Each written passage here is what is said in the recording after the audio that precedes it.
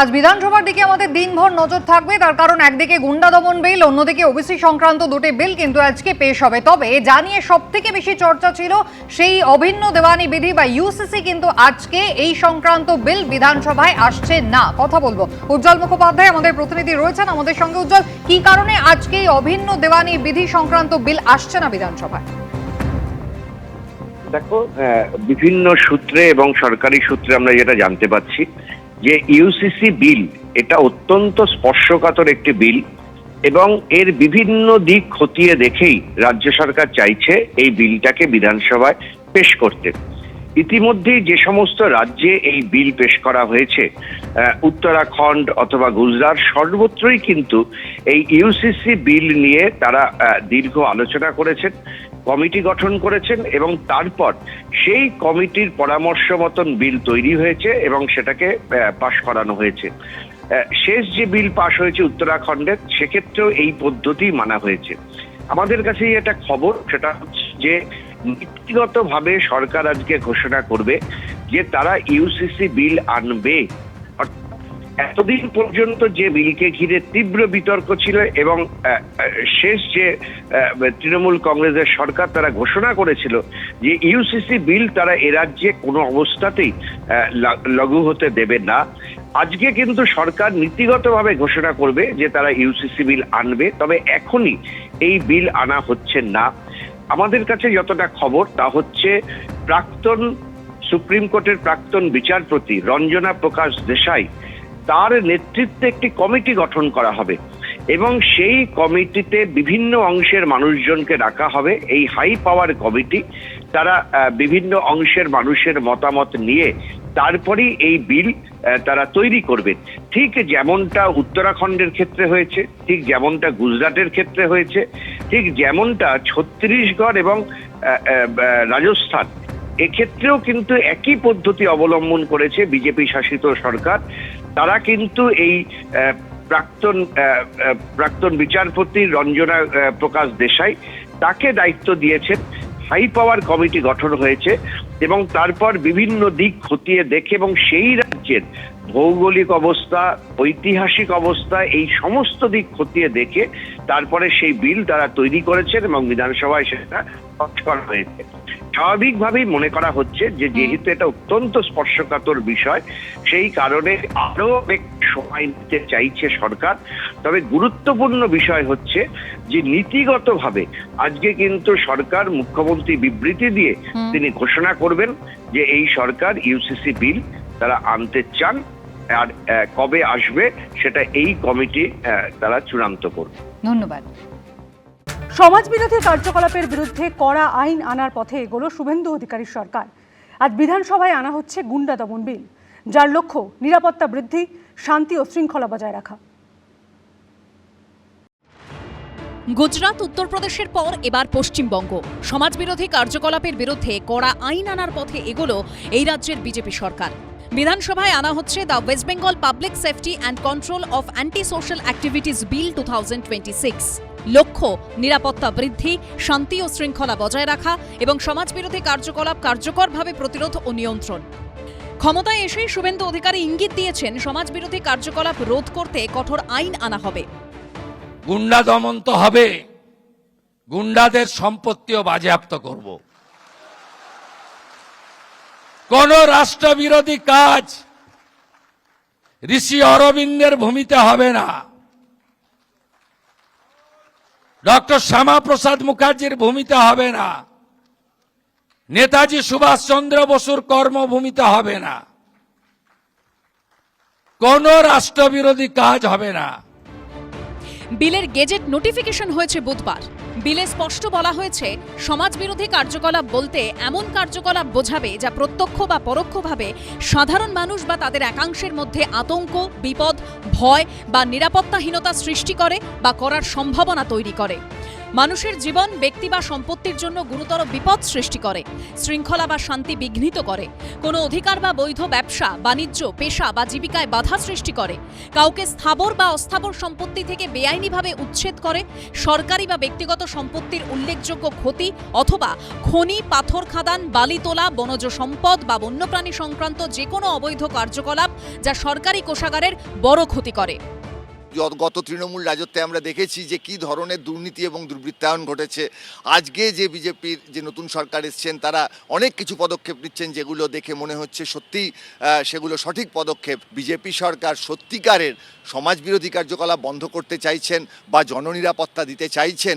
উল্টো দিকটা কিন্তু থাকবে যে কতটা তারা গণতান্ত্রিক ব্যবস্থার, সংসদীয় ব্যবস্থার মুখ বন্ধ করতে চাইছেন। ফলে আমাদের অপেক্ষা করতে হবে রূপায়ণের।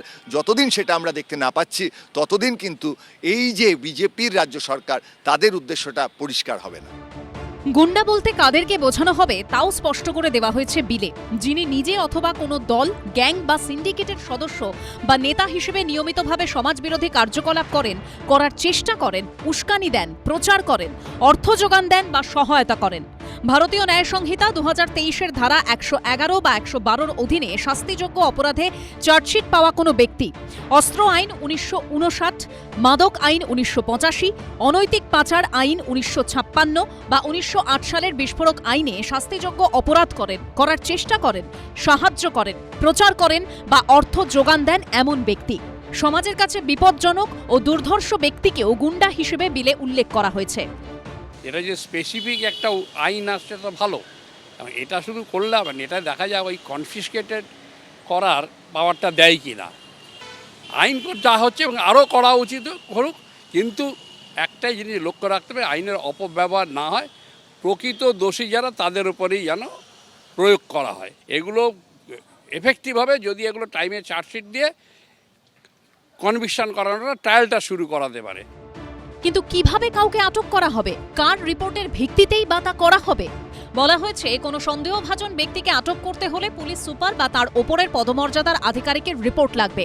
সেই রিপোর্টের ভিত্তিতে রাজ্য সরকার আটকের নির্দেশ দিতে পারবে। গত 7 বছরের মধ্যে কোনো ব্যক্তি যদি কোনো অপরাধে অন্তত একবার আদালতে দোষী সাব্যস্ত হয়ে থাকেন অথবা একই ঘটনার অংশ নয় এমন কমপক্ষে 3টি পৃথক মামলায় চার্জশিটভুক্ত হয়ে থাকেন, তাকেও আটক করা যাবে। সিপি বা ডিএম আটকের নির্দেশ দিলে অভিযুক্ত ব্যক্তির বিরুদ্ধে থাকা তথ্য প্রমাণ দিয়ে অবিলম্বে রাজ্যের ডিজিপিকে জানাতে হবে। এই অসামাজিক কার্যকলাপকে জামিন অযোগ্য করার নির্দেশ দেওয়া হয়েছে। পাশাপাশি পুলিশকে বলা হলো দেখতে হবে যে গত 7 বছরে তার কি অপরাধের নজির আছে। যদি পুলিশ মনে করে, মানে পুলিশ সুপার বা পুলিশ কমিশনারকে এমন অথরিটি দেওয়া হলো যে তাঁরা মনে করলে এই প্রতিরোধমূলক আটক করতে পারেন, যার সর্বোচ্চ মেয়াদ হতে পারে 12 মাস। আমরা অতীতে বারবার দেখেছি এ ধরনের আইনের অপব্যবহার পুলিশ করে থাকতে পারে। আমরা আইন প্রণেতাদের সদিচ্ছা নিয়ে প্রশ্ন তুলছি না, আমরা প্রশ্ন তুলছি অপব্যবহার হবে না তো এই আইনটা। সোমবার এই বিলের সঙ্গেই পেশ হতে চলেছে West Bengal maintenance of public order 1972 আইনের সংশোধনী বিলও। উজ্জ্বল মুখোপাধ্যায়, রুমা পাল ও আবির দত্তর রিপোর্ট, এবিপি আনন্দ। বিক্ষোভ প্রতিবাদের নামে সরকারি বা ব্যক্তিগত সম্পত্তি নষ্ট করলে এবার কড়া ব্যবস্থা নেবে রাজ্য সরকার। অভিযুক্তদের সম্পত্তি বাজেয়াপ্ত করে ক্ষতিপূরণ আদায় করা হবে। আজ বিধানসভায় এই সংক্রান্ত বিল পেশ করতে চলেছে বিজেপি সরকার। রাজ্যে ক্ষমতায় আসার পরই দুর্নীতি, তোলাবাজি রুখতে একের পর এক কড়া পদক্ষেপ নিয়েছে বিজেপি সরকার। এবার গুন্ডা দমনে কড়া আইন আনতে চলেছে সরকার। সোমবার পেশ হতে চলেছে জোড়া বিল। সমাজবিরোধী কার্যকলাপ রুখতে আনা হচ্ছে পশ্চিমবঙ্গ জননিরাপত্তা ও সমাজবিরোধী কার্যকলাপ নিয়ন্ত্রণ বিল এবং the West Bengal maintenance of public order amendment bill. এই আইনের বলে অভিযুক্তদের সম্পত্তি বাজেয়াপ্ত করার ক্ষমতা হাতে পাবে সরকার। 1972 সালে মনে রাখতে হবে আইনটা হয়েছিল কিন্তু নকশালদের সেই দৌরত্ব, নকশালদের একটা উত্তল সেই সময়, তাকে ঠেকানোর জন্য কিন্তু এই আইনের জন্ম। তারপর কিন্তু আমরা বিগত সরকারের ক্ষেত্রে দেখেছি প্রচুর দাঙ্গা দেখেছি, প্রচুর অরাজকতা দেখেছি, প্রচুর সম্পত্তি, মানে সরকারি সম্পত্তির ভাঙচুর, নষ্ট করা। তাদেরকে কখনো আড়াল করে রাখা হতো, তাদেরকে কখনো সামনে এনে এই আইনের আওতায় সাজা দিতে আমরা শুনিনি, দেখিনি। তাই জন্য সেই আইনটাকে আরও কড়াকড়িভাবে যে আনছে, এটা খুব সাধুবাদ জানাই।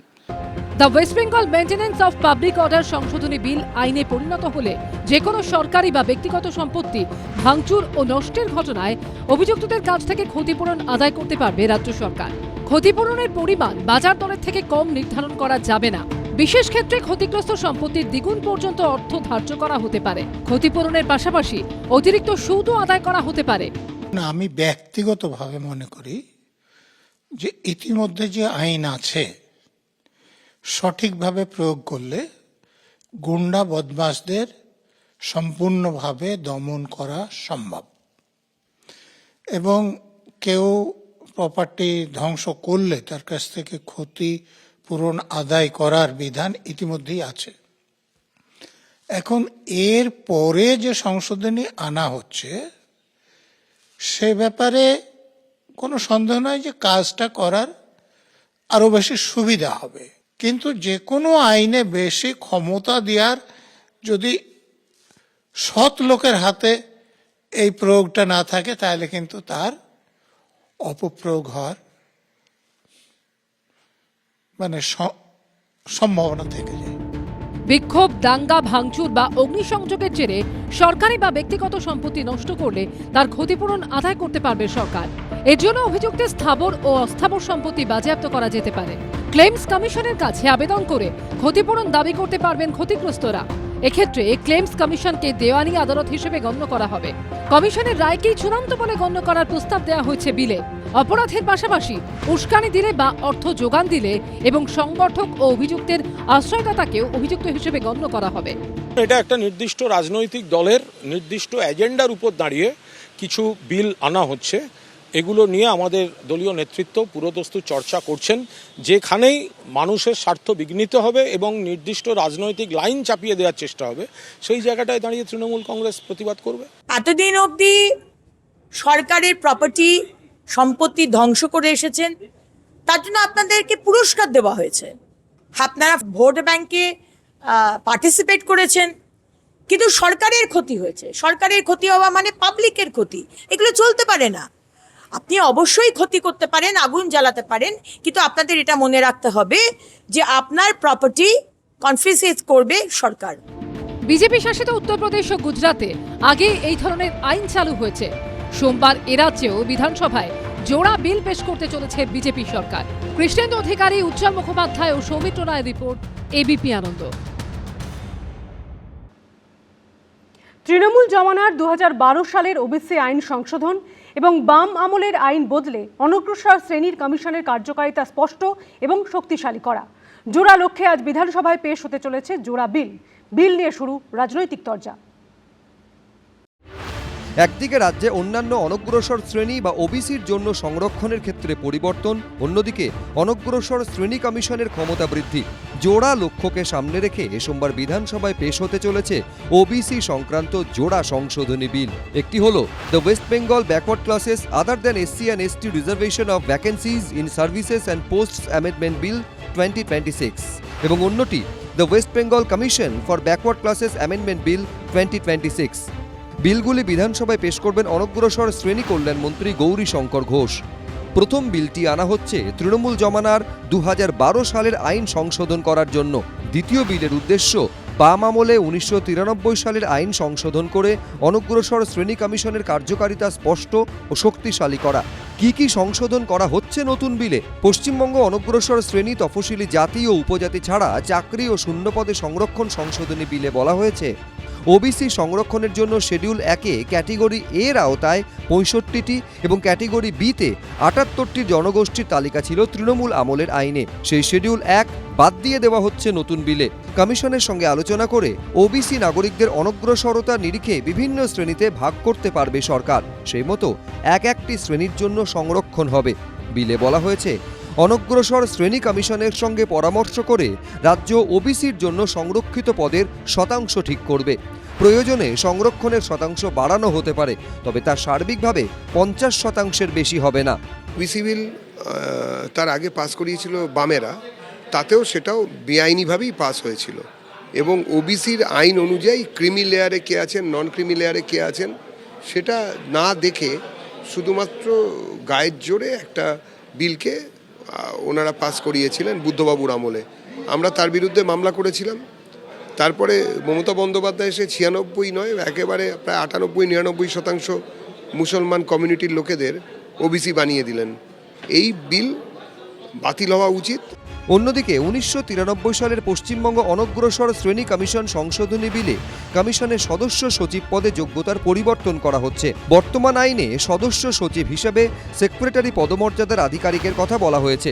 সংশোধনীতে তা বদলে জয়েন্ট সেক্রেটারি বা ঊর্ধ্বতন পদমর্যাদার আধিকারিককে নিয়োগের সুযোগ রাখা হচ্ছে।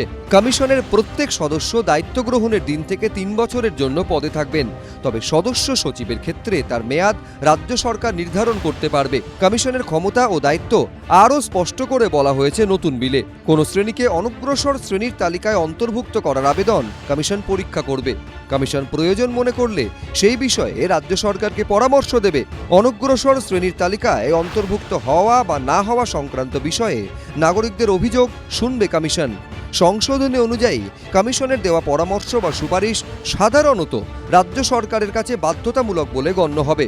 ওবিসি সংরক্ষণ কত থাকবে, সেটা 17% থাকবে না 7% থাকবে, সেটাকে তৃণমূল আমল যেটা 17% করেছিল, এই আইন এনে সেটাই 7% করা হচ্ছে। যদি এই আইনটা প্রপার সার্ভে করে, যেটা ডিভিশন বেঞ্চের রায় বলেছে এবং যেটা বাম আমলে করেছে, যদি সেটা করা হয় তাহলে সঠিকই করা হবে। আর যদি আবারও সেই সার্ভে না করে করা হয় তাহলে তৃণমূল আমলে যারা এই ভুল করেছিল সেই একই ভুল করা হবে। মমতা বন্দ্যোপাধ্যায়ের আমলে ওবিসি সংরক্ষণকে ঘিরে তীব্র বিতর্ক দানা বাঁধে।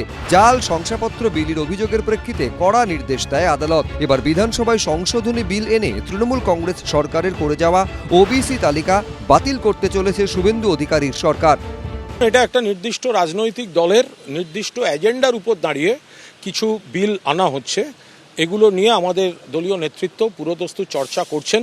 যেখানেই মানুষের স্বার্থ বিঘ্নিত হবে এবং নির্দিষ্ট রাজনৈতিক লাইন চাপিয়ে দেওয়ার চেষ্টা হবে, সেই জায়গাটায় দাঁড়িয়ে তৃণমূল কংগ্রেস প্রতিবাদ করবে।